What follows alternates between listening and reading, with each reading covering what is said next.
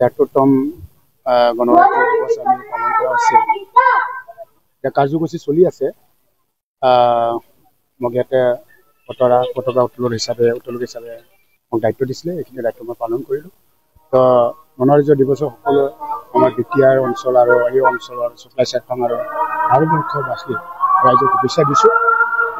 আৰু মই আজি এই গণৰাজ্য দিৱসত প্ৰথমে মই আমাৰ জাতিৰ পিতা মহাত্মা গান্ধীক শ্ৰদ্ধাঞ্জলি জনাইছোঁ। আৰু দ্বিতীয়তে প্ৰথম প্ৰধানমন্ত্ৰী ৰাষ্ট্ৰপতিক শ্ৰদ্ধাঞ্জলি জনাইছোঁ। আৰু আমাৰ সংবিধান আমাৰ লিখক আমাৰ ডক্টৰ ভীমৰাও আম্বেদকাৰক মই শ্ৰদ্ধাঞ্জলি জনাইছোঁ। আৰু তাৰ লগতে তাৰ টীম যিসকলে এই সংবিধানক ৰচনা কৰিছিলে তেখেতসকলক মই আজি শ্ৰদ্ধাঞ্জলি জনাইছোঁ। আৰু যিসকল মহান ব্যক্তিসকলে আমাৰ ভাৰতখন স্বাধীন কৰাত নিজৰ জীৱন বলিদান দিছে আমাৰ ৰাইজৰ ভিতৰত অসমৰ ৰাইজে, আৰু লগত আমাৰ শ্বহীদসকলে সৈনিকসকলে আমাৰ দেশৰ কাৰণে স্বাধীনতা আন্দোলনত জোপাই আমাৰ দেশখন স্বাধীনতা লাভ কৰাত নিজৰ জীৱন ত্যাগ কৰিছে। তেখেতসকলক মই আজি শ্ৰদ্ধাঞ্জলি জনাইছোঁ।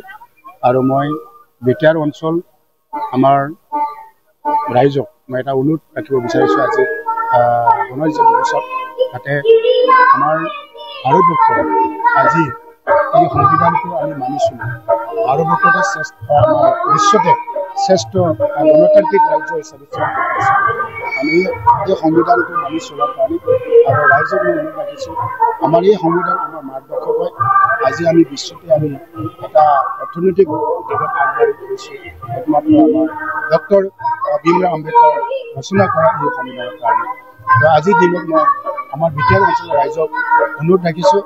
বিটিআৰ অঞ্চলে আমাৰ ৰাইজে বিভিন্ন জাতি জনগোষ্ঠী গঠিত থকা এই অঞ্চলৰ ৰাইজে বিচাৰিছিল একদিন শান্তি, আৰু ৰাইজে বিচৰাৰ কাৰণে আজি বিটিআৰ অঞ্চল শান্তি প্ৰতিষ্ঠা হ'ল। এই শান্তি প্ৰতিষ্ঠা অটুট ৰখাৰ কাৰণে সকলো বিভিন্ন জাতি জনগোষ্ঠী বিভিন্ন ধৰ্মাৱলম্বী ৰাইজে যাতে অটুট ৰাখে আৰু অটুট ৰখাৰ কাৰণে দায়িত্ব লৈ কাম কৰে, এইখিনি মই আজি গণৰাজ্য দিৱসত আমাৰ বিটিআৰ অঞ্চলত ৰাইজক অনুৰোধ ৰাখিছোঁ।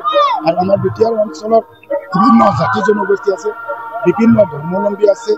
এই বিভিন্ন জাতি জনগোষ্ঠী বিভিন্ন ধৰ্মাৱলম্বী আমি একেলগত মিলি ভাতৃত্ববোধ ৰক্ষা কৰি সমন্বয় যাতে জীয়াই থাকোঁ। মই ভাবোঁ যেতিয়া আমি আমাৰ ঈশ্বৰে জন্ম দিয়া এই সমাজখন, ঈশ্বৰে জন্ম দিয়া এই দেশখন আমি মিলি গঢ়ি তুলিব পাৰিম। সেইকাৰণে বিভিন্ন জাতি জনগোষ্ঠীক মই অনুৰোধ ৰাখিছোঁ, বিটিআৰ অঞ্চলত কেতিয়াবা শান্তি অশান্তি এটা সমন্বয় বিনষ্ট হ'ব বিচাৰে।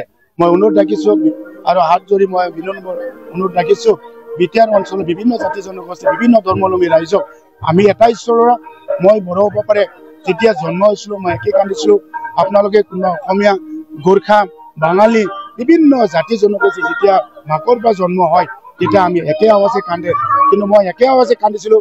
গোৰ্খা মাকৰ পৰা জন্ম হোৱা পুত্ৰ একে কান্দে, বঙালী গডৰ পৰা জন্ম হোৱা পুত্ৰ একে কান্দে, আৰু অসমীয়া গডৰ পৰা জন্ম হোৱা পুত্ৰ একে কান্দে। মই বড়ো গডৰ পৰা জন্ম হৈছিলোঁ, ময়ো একে কান্দিছিলোঁ। কিন্তু মোৰ মাকটো বড়ো আছিলে, ইয়াৰ কাৰণে মই বড়ো হৈ গ'ল। তো আপোনালোকে অসমীয়া গডৰ পৰা জন্ম হৈছিলে একে কান্দিছিলে, কিন্তু অসমীয়া মাকে অসমীয়া ক'লে ইয়াৰ পাছত অসমীয়া হৈ গ'ল। তো এটাই প্ৰমাণিত আমি এটাই ঈশ্বৰ।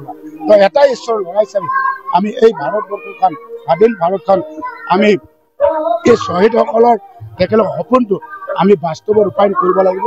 আৰু বাস্তৱত ৰূপায়ণ কৰিব লাগিলে আমি বিভিন্ন জাতি জনগোষ্ঠী মিলি ভাতৃত্ববোধ ৰখাৰ সমন্বয় আমি জীয়াই থাকিব লাগিব। তো আহক আমি অসমখন আমি শক্তিশালী কৰাৰ কাৰণে আগবাঢ়োঁ। আমি আহক বিভিন্ন জাতি জনগোষ্ঠীৰ লগ হৈ আমি ভাৰতবৰ্ষক শক্তিশালী কৰাৰ কাৰণে আগবাঢ়োঁ। আৰু আমি এই বিটিআৰ অঞ্চলখন আমি বিটিআৰখন বিভিন্ন জাতি জনগোষ্ঠী মিলি আমি আগবাঢ়িৰ কাৰণে আমি হাতত লওঁ। এইখিনি অনুৰোধ ৰাখি